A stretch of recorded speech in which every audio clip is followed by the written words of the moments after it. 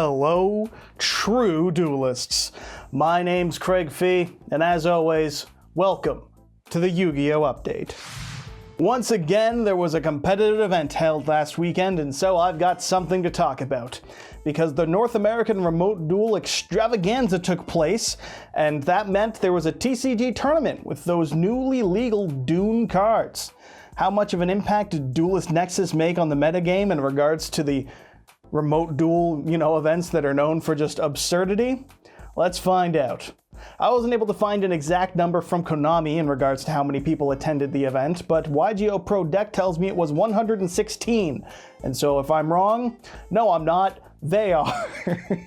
Top 16 for the event was 6 Kashtira decks, 5 Pearly Pilots, and 1 apiece each for Labyrinth, Dragonlink, and Vanquish Soul, and the Remote Duel wildcard staples in the form of Marincess and Generator.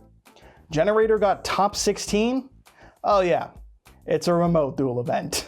Cash didn't do too much outside of top 16, however, with only 1 making it through to top 8. Meanwhile, Pearly got 4 of the top 8, showing the deck's strength with their new toys from Duelist Nexus. And when you look at that, the Marincess deck made it all the way to top 4 as well. So who won out the entire event? The lone Labyrinth deck. Yeah, congrats to Carlos Perez Padilla for winning out the entirety of the event and giving Konami yet another reason to hit ERAD, because doing so will help me to spite that one guy who commented on my video saying that it wasn't a problem. They are 100% right when they call me out for making the video purely to capitalize on the trend when I did, but I'm a petty motherfucker, and I'm only just recently back from vacation, and as such, we're gonna have to deal with me being slightly unprofessional in this series in which I am nothing short of professional all the other time. So if we can prove that guy wrong, it's a small win for me and me exactly, but also everyone else, because then ERAD can get fucking banned, so sick. That's a tangent. So yeah, Labyrinth is still a strong deck in the Dune format. I cannot believe that Skill Drain is a good card, and Dimensional Barrier. In some other TCG news, content creators also opened early packs of the upcoming Duelist Pack Soulburning Volcano, set to drop on August 11th in North America, and according to Wikipedia on the 10th in Europe, which I just take Wikipedia's word for it. Does Europe actually get everything a day earlier relative to North America?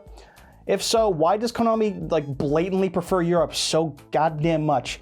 The streams are better, they've got the Challenger Cup events, there's way more Europeans with the bunny plush that I fucking need. Also lithium.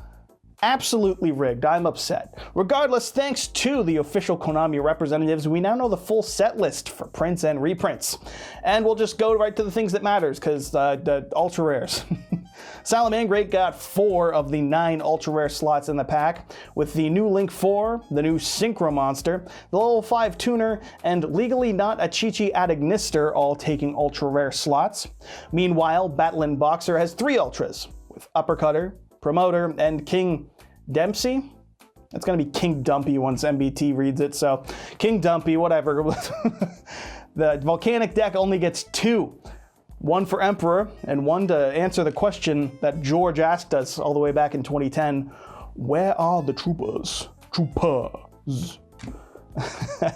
I'm happy with that, because I don't have the most money in the world, and I want to play Volcanic, so only 2 ultras would be divine. I will kill that insect before this video is done. Still, why only 9 ultras? That's because the 10th card is a ghost rare, as is so often the case in these sets. This time around, the ghost rare is Salamangreat Sunlight Wolf, which, my god, Honor Arc was neat and a cool one-of that you could pick up for $20 after the price drop, but Sunlight Wolf's a meta contender card. I won't say exactly relevant. Salad haven't been relevant for quite some time, but that's a minimum 2 of in its deck, so making that the ghost is just ripped to the wallets of Salad players. That's rough. And there are no real reprints from this set to take note of, except for, I guess, Volcanic Eruption, which is only included to include some text stating that it is not a Volcanic card. Because, where else are they going to print it, I guess? Probably didn't need that update, but whatever, we've got it now. We got a free fire starter, because that's it. But hey, PSCT, that's Poggies, right? OTS Pack 23 has also been announced for everyone except for Australia, of course, because, what, you Aussies expected good postal service? I made that image in like 30 seconds, and I'm getting the absolute most out. I don't care. It's gonna stop being funny, but until I am explicitly told as much, that's coming from their hearts, and you know it's true. Only one Ultimate Rare has been confirmed for the set thus far, and it's for Enemy Controller, which has been met with one of two responses. The first is, of course, the objectively wrong take, that being, why are they not making it a good card Ultimate Rare instead, though, guys? Which is said by stupid people, because the correct opinion is held by those who watched my single card history video on Econ and have the right take of, God yes, an Ultimate Rare for Econ at long last, giving it the respect it deserves. And even broadly, without the exact history of Enemy Controller, like a generic and usable Ultimate Rare feels a lot more useful to be pulled than like a very current meta-specific one like Rhino Heart or Pearly Lee. And that's coming from a Pearly player. Like, I'll take the ulti Pearly Lee, but Econ beats it. I'm not gonna lie. And that's all there is to say about it. This is some damn good news. No complaining. I don't care if you disagree with me. I'm the newsman, and I've declared it to be good. And of course, we can't forget to announce World Championships will be taking place this weekend. Konami has revealed the schedule for the event, with Swiss rounds taking place on August 4th and 5th, followed by the quarterfinals, semifinals on the 5th, and onto the 6th with the finals themselves, because time zones just be like that, I suppose.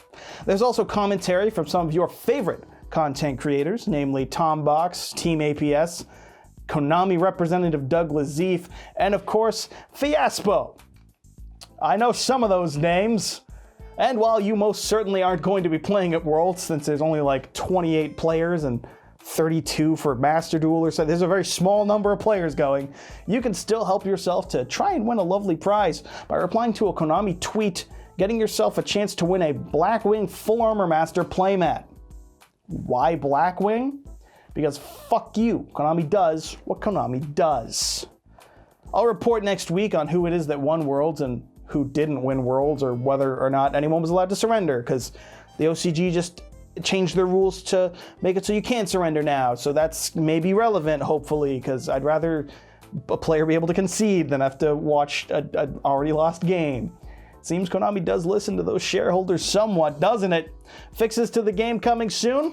Nope. Instead, you can look forward to the 4,000th paragraph from someone explaining that the game is dead and dying and bad and awful and they're leaving it, but not before telling everyone that they're leaving and you're dumb for staying.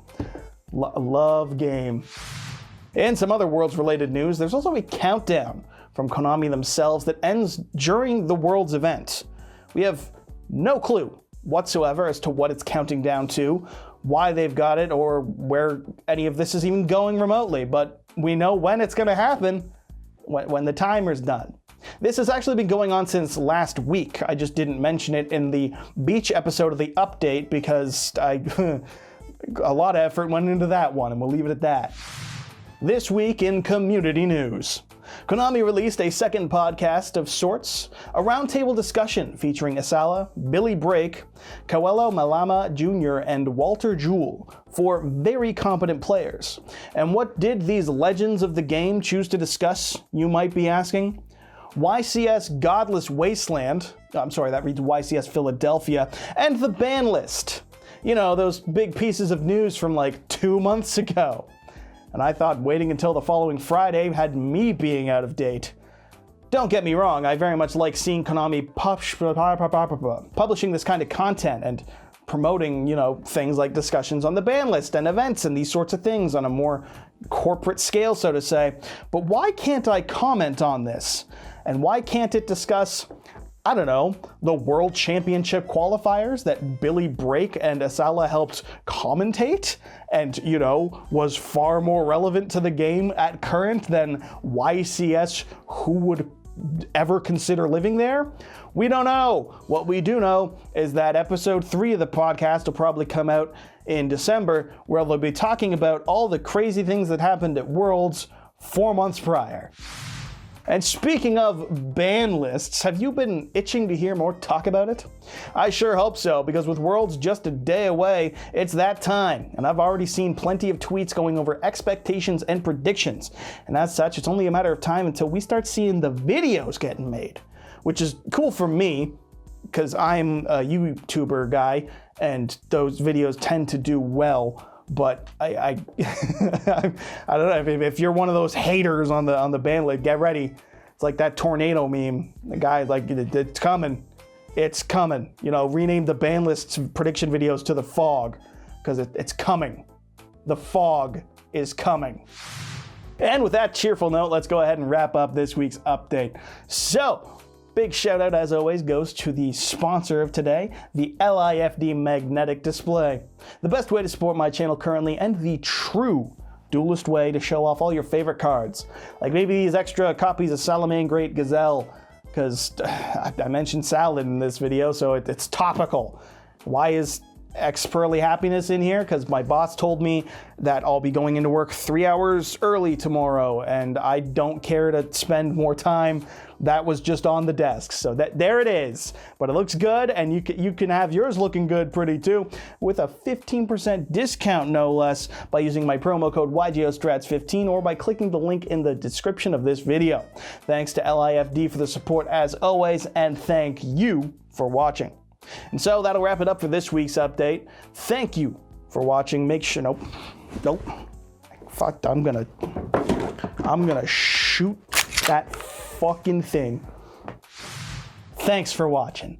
Make sure you hit subscribe, folks, because doing so will ensure not only that you've impressed your smoking Italian wife, not only will you be notified of the future updates, but also, most importantly of all, you'll become a true duelist.